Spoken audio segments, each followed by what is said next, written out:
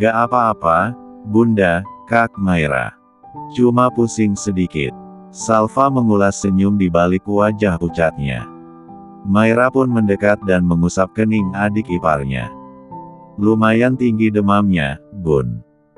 Bunda pun menatap khawatir, terlebih saat melihat wajah Salva yang pucat. Kamu istirahat aja dulu ya, Nak. Jangan capek-capek dulu.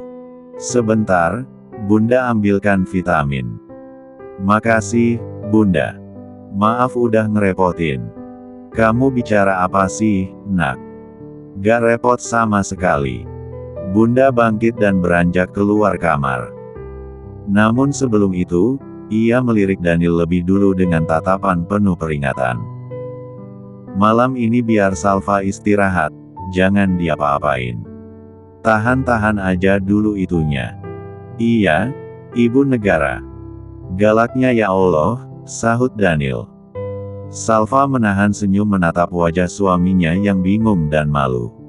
Sebab Bunda dan Maira benar-benar mencecarnya. Berasa anak tiri sekarang. Gumamnya, membuat Maira tergelak. Malam pertama pun terpaksa ditunda. Daniel hanya memandangi Salva yang terlelap setelah meminum obat penurun panas dan juga vitamin dari Bunda.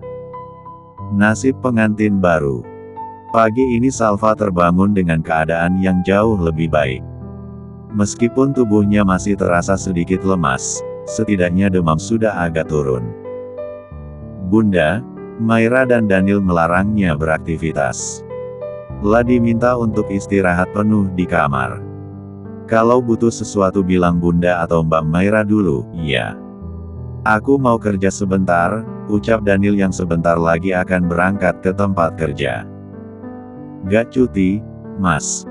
Tanya Salva yang saat ini masih bersandar di tempat tidur. Suami kamu ini kan cuma kuli, kalau gak kerja, istri mau makan apa? Guraunya. Membuat Salva tertawa pelan. Daniel mendekat, mengecup kening wanita itu. Aku berangkat dulu, ya. Gak lama kok. Sebelum siang aku usahakan pulang. Iya, Mas. Hati-hati kerjanya. Ya, sayang. Hati Salva terasa menghangat. Sejak semalam, sudah 2 kali ia mendengar panggilan sayang dari Daniel. Mobil yang dikemudikan Rayvan berhenti sejenak kala pandangan lelaki itu tertuju pada sosok Daniel yang tengah sibuk mengangkut beberapa barang ke mobil pick-up tuanya. Lah menatap geram. Andai tak ada hukum, mungkin sudah dia tabrak lelaki itu dengan mobilnya. Rayvan turun dari mobil, lalu perlahan mendekati Daniel. Menyadari kedatangan lelaki itu, Daniel berusaha untuk bersikap santai. Mau apa lagi kamu? Tanyanya dengan nada datar. Kerjaan kamu cuma segini dengan gaji yang buat makan sehari-hari aja gak cukup, tapi mau menikahi Salva. Daniel tak mengindahkan ucapan Rayvan. Kalau kamu gak ada keperluan, silahkan pergi dari sini. Saya gak ada waktu buat ladenin kamu. Rayvan terkekeh sinis. Kita lihat saja berapa lama Salva akan bertahan dengan laki-laki yang gak punya masa depan seperti kamu. Setelah mengucapkan kalimat hinaan itu, Rayvan melangkah menuju mobilnya dan melaju begitu saja. Saat di parkiran, ia bertemu dengan Andre. Sejak kebohongannya ketahuan, Andre berulang kali menemui Rayvan untuk meminta maaf. Bahkan, ia sempat berjanji akan membantu Rayvan untuk berbaikan dengan Salva. Salva yang tinggal di pondok, rencana lamaran dan juga pernikahan dadakannya dengan Daniel itu adalah informasi dari Andre, yang saat ini menjalin hubungan dengan salah satu staf di depo bangunan tempat Salva bekerja, sehingga dengan mudah Andre mendapatkan informasi. Rayvan pun sempat berjanji akan memaafkan Andre jika suatu hari ia dan Salva benar-benar kembali. Kenapa? Kelihatannya pagi-pagi lagi kesal. Tanya lelaki itu. Abis dari gedung sebelah. Ketemu sama kulinya Pak Samudra yang songong itu. Apa lamarannya jadi? Tanya Andre. Rayvan mengangguk dengan hela napas frustrasi. Lamaran langsung nikah kemarin. Hah? Bola mata Andre membulat penuh. Hampir tak percaya dengan informasi yang didengarnya. Serius? Tanyanya, membuat Rayvan mengangguk. Aku sudah pernah temui Pak Samudra dan minta dia memecat si kuli itu. Katanya akan dipertimbangkan. Tapi, entahlah. Sampai sekarang belum dipecat juga. Andre tampak berpikir sejenak, lalu sebuah ide cemerlang muncul di kepalanya. By the way, aku dengar bulan depan anaknya Pak Benny akan bergabung dengan perusahaan ini, ucap Andre kemudian. Kening Rayvan berkerut menatapnya. Oh ya, aku dengar-dengar posisinya nanti akan dekat denganmu. Setahuku, anaknya Pak Benny itu seumuran denganmu. Kamu bisa memanfaatkan posisimu untuk mendekati dia. Selain bisa memudahkan untuk dapat promosi naik jabatan, kamu juga bisa minta dia untuk memecat si kuli itu. Rayvan terdiam dengan kepala mengangguk. Ucapan Andre cukup masuk akal. Oke, aku akan bicara dengan anak Pak Benny nanti dan memintanya memecat si kuli itu. Ucapnya dengan seringai tipis di sudut bibir. Tak pernah terbayangkan oleh Daniel bahwa menikahi Salva akan membuat hatinya sebahagia sekarang. Bentuk perhatian kecil dari wanita itu saja mampu membuat jantung berdebar tidak karuan. Seperti sekarang, ia sedang sibuk bekerja saat terdengar nada pesan masuk pada ponselnya. Nama, Wifi, yang tersemat pada layar ponsel berhasil mengembangkan senyum di sudut bibirnya.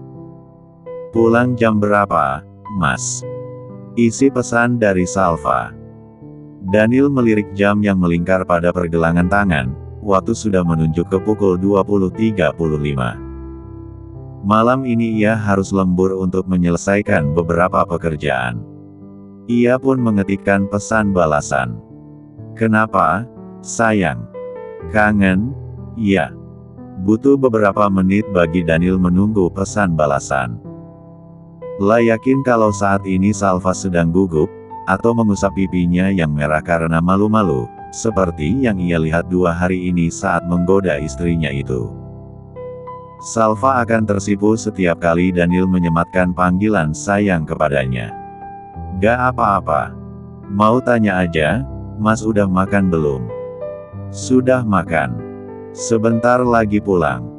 Kamu udah enakan badannya, kan? Alhamdulillah. Vitamin yang dari dokter sudah diminum. Sudah, Mas. Senyum kembali mengembang di bibir Daniel. 2 hari menikah ia masih belum mendapatkan haknya sebagai suami. Bukan karena Salva menolak, tetapi kondisi sang istri yang lemah 2 hari belakangan membuatnya tak tega. Bisa ibadah bareng dong. Kebetulan malam Jumat. Tak ada balasan pesan lagi selama beberapa menit, padahal pesan sudah terbaca. Kalau sudah seperti ini Salva pasti sedang menutup wajahnya dengan bantal. Gemesnya. Daniel terkekeh. Ingin rasanya menggigit pipi wanita itu. Aku pulang sekarang, tulisnya lagi dalam pesan, lengkap dengan emoji hati merah. Hati-hati di jalan, Mas. Ya, sayangku. Daniel memasukkan ponsel ke saku celana, lalu segera menuju rumah. Sebelum pulang ia menyempatkan diri mampir ke sebuah toko gift dan membeli sesuatu untuk Salva. Buket uang pecahan Rp1.000 yang lucu pun dipilihnya sebagai persembahan untuk sang istri tercinta. Tak peduli walaupun status Salva adalah seorang janda dan dirinya bukan yang pertama. Karena bagi Daniel masa lalu tak ada artinya, yang terpenting sekarang adalah Salva sudah menjadi miliknya seorang. Assalamualaikum. Daniel terpaku saat membuka pintu kamar dan disambut oleh Salva yang tampak cantik alami dalam balutan mukena. Waalaikumsalam, Mas. Salva mencium tangan suaminya, lalu dibalas Daniel dengan kecupan singkat di kening. Abis salat, sayang. Iya. Mas sudah salat Isya. Sudah, tadi mampir ke masjid. Daniel menyerahkan buket uang yang tadi dibelinya. Buat kamu. Salva mengulas senyum menerimanya. Lucu banget buketnya. Makasih, Mas. Jangan jajan sembarangan pakai uang di buket ini. Takut gak cukup buat beli cilok. Maafin suamimu yang cuma kuli ini. Aku akan simpan. Makasih, Mas. Sama-sama, calon ibu anak-anakku. Satu lagi panggilan yang berhasil membuat jantung Salva seperti lari maraton. Mau mandi? Tanyanya. Mandi bareng mau deh. Sebelah mata Daniel berkedip. Ish, Mas. Bibir Salva mengerucut, jemarinya refleks mencapit pinggang lelaki itu. Sejak menikah, Daniel yang semula kam berubah menjadi makhluk paling jahil di dunia. Daniel tertawa. Suara Salva yang lembut walaupun sedang kesal seperti candu baginya. Tak tahan, ia peluk wanita itu erat, mengecup pipinya berulang-ulang. Kalau gak mau mandi bareng, mandiin aku aja gak apa-apa, gurau Daniel. Cubitan bertubi-tubi dari Salva pun membuatnya segera menyambar handuk dan masuk ke kamar mandi. Sementara Salva menyiapkan pakaian untuk suaminya, sambil menunggu ia turun sebentar ke dapur dan membuat secangkir teh untuk suaminya. Daniel udah pulang, nak? Tanya Bunda, yang sedang melintas di dapur. Iya, Bunda. Baru aja. Salva mengulas senyum menatap ibu mertuanya. Kamu sudah enakan badannya? Alhamdulillah udah enakan. Ini mau bikin teh buat Mas Daniel. Bunda mengangguk dan tersenyum. Setelahnya, Salva segera kembali ke kamar begitu masuk, bersamaan dengan Daniel yang baru keluar dari kamar mandi dengan pinggang terlilit handuk. Salva berdebar seketika. Teh manis di tangannya segera ia letakkan ke atas meja, lalu berpura-pura sibuk. Membenahi pakaian kotor suaminya dan memasukkan ke keranjang pakaian kotor, atau merapikan lemari pakaian, padahal sudah sangat rapi. Apapun, untuk mengurangi rasa gugupnya. Terlebih Daniel sudah sempat mendeklarasikan keinginannya melalui pesan WhatsApp sebelum pulang ke rumah, yang artinya Salva harus menyiapkan diri untuk menjalankan kewajiban sebagai seorang istri. Ngapain sih sibuk banget? Bisikan Daniel membuat Salva terlonjak. Tangan lelaki itu melingkar di perut membuat seluruh tubuhnya gemetar saking gugupnya. Lagi rapihin lemari, Mas, jawabnya, agak terbata. Udah serapi ini masih mau dirapihin. Alis Daniel saling bertaut. Sikap Salva yang malu-malu membuatnya sedikit heran. Sebagai seorang wanita yang sudah pernah menikah, bukankah seharusnya Salva sudah memiliki pengalaman? Melayani kebutuhan biologis suami tentu bukan sesuatu yang baru baginya. Akan tetapi, Salva malah gugup dan malu, seolah ia belum memiliki pengalaman sebelumnya. Kamu gugup banget, iya. Sampai keringetan gini. Daniel mengulas senyum sambil mengusap dahi istrinya yang mengembun. Kemudian membelai rambut panjangnya. Maaf, Mas. Ia menunduk. Mengatupkan bibir. Gak apa-apa. Aku paham. Sebenarnya, aku juga gugup. Cuma pura-pura santai aja. Lah terkekeh, berharap kecanggungan di antara mereka akan segera menghilang. Diminum tehnya, Mas, ucap Salva. Nanti aja minum tehnya. Ada tugas negara yang lebih penting. Tadi Bunda titip pesan. Pesan apa? Salva memberanikan diri mengangkat kepala dan menatap mata suaminya. Katanya mau cepat gendong cucu. La menunduk, menyembunyikan semburat merah di pipi. Lalu, membenamkan wajahnya di dada sang suami. Daniel pun mendekap dan mengecup ubun-ubunnya, lalu mengangkat tubuh mungil itu ke pembaringan. Hal pertama yang harus ia lakukan adalah membuat Salva senyaman mungkin dan menghilangkan jarak di antara mereka. Mengobrol santai dan membicarakan hal-hal menarik. Mulanya kaku, namun tak berlangsung lama sebab Salva mulai sedikit lebih terbuka. Sesekali keduanya tertawa saat Daniel menceritakan kenakalan di masa remajanya. Dulu, aku bandel banget sampai ayah dan bunda nyerah. Oma bilang aku harus diruqyah biar jin yang nempel di badan hilang. Setelah itu aku dikirim ke pondok Ustaz Sulaiman untuk belajar agama. Awalnya aku gak betah sampai selalu mau kabur. Tapi kedapatan terus. Akhirnya terpaksa dijalanin aja berbulan-bulan. Dan hasilnya Masya Allah. Balas Salva tersenyum. Dan sekarang dapatnya kamu, Imbu Daniel, membelai wajah cantik yang bersandar di dadanya. Kadang aku bertanya, apa aku sedang mimpi? Di sini semua orang baik sama aku. Bunda, ayah, Kak Maira. Salva berucap dengan suara lirih. Kadang aku merasa gak layak untuk kamu. Kamu perempuan yang sangat istimewa di mataku dan kamu layak diperjuangkan. Bola mata Salva mulai tergenang cairan bening, yang kemudian meleleh di pipi. Tak pernah sebelumnya ia diperlakukan seistimewa ini oleh seseorang. Daniel menggenggam tangannya, menatap matanya lekat-lekat. Sayang, mungkin aku bukan suami yang sempurna. Aku banyak kekurangan. Tapi, maukah kamu menemaniku membangun rumah tangga ini, mengingatkanku saat aku salah, menjadi peredam amarahku, menjadi penyejuk hati dan menjadi rumah tempatku pulang. Dan maukah kamu menjadi ibu dari anak-anakku dan menjadi madrasah pertama bagi mereka? Ungkapan panjang itu membuat Salva membeku dan kehilangan kata. Daniel mengusap air mata istrinya yang meleleh di pipi.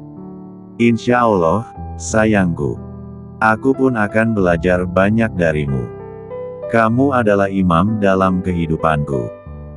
Kamu akan menjadi pelindungku, bahu tempatku bersandar, dan aku pun akan hidup dari hasil keringatmu. Semoga bahumu selalu kuat untuk menopangku. Amin.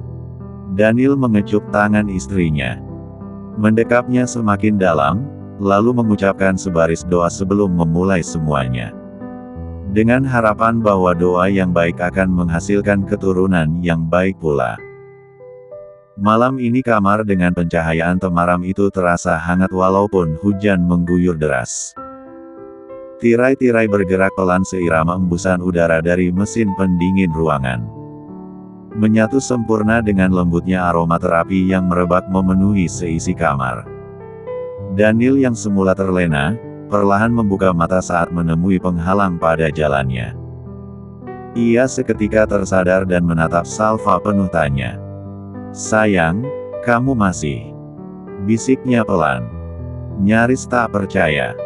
Selama beberapa saat Daniel membeku. Apa yang ia temukan tentang Salva membuatnya kehilangan kata. Matanya masih terpaku pada wajah istrinya yang merona, dengan cairan bening menggenang di sudut matanya sebab ia terlihat benar-benar kesakitan.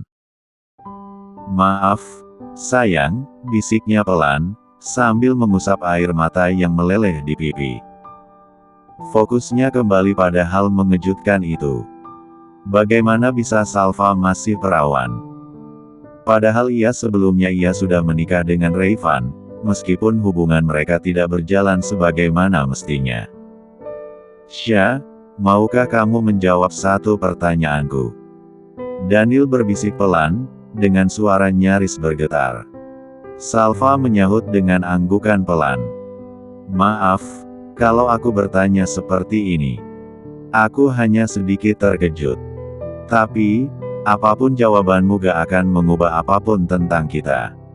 Ia menjeda ucapannya dengan tarikan napas. Apa? Selama menikah dia gak pernah memberimu nafkah batin? Salva menggeleng. Gak pernah, jawabnya lirih. Sejak menikah, aku disuruh tidur di lantai. Saat menikah dengan Raisya, aku dipindahkan ke kamar bekas gudang. Ya Allah. Daniel terkejut. Merasa geram dengan tindakan Rayvan. Tetapi, di balik rasa terkejut dan geram itu tentu ada rasa bahagia tak terhingga, juga rasa bangga karena dirinya yang pertama kali mendapatkan Salva, dan akan ia pastikan akan menjadi satu-satunya. Tapi kenapa sekarang dia ngejar-ngejar kamu kayak orang gila? Aku gak tahu, Mas. Melihat genangan air mata yang mengalir, Daniel mendekapnya. Meminta maaf atas pertanyaan bodoh yang baru saja terlontar. Hanya kalimat penuh syukur yang terus menggema di hati Daniel. Hatinya serasa menghangat, ada kebahagiaan membuncah dalam hati yang tak terlukis oleh kata. Suasana kamar pun kembali hangat. Seakan dunia hanya milik berdua. Meskipun pengalaman pertama, tetapi Salva mampu menjalankan kewajiban sebagai istri dengan sangat baik.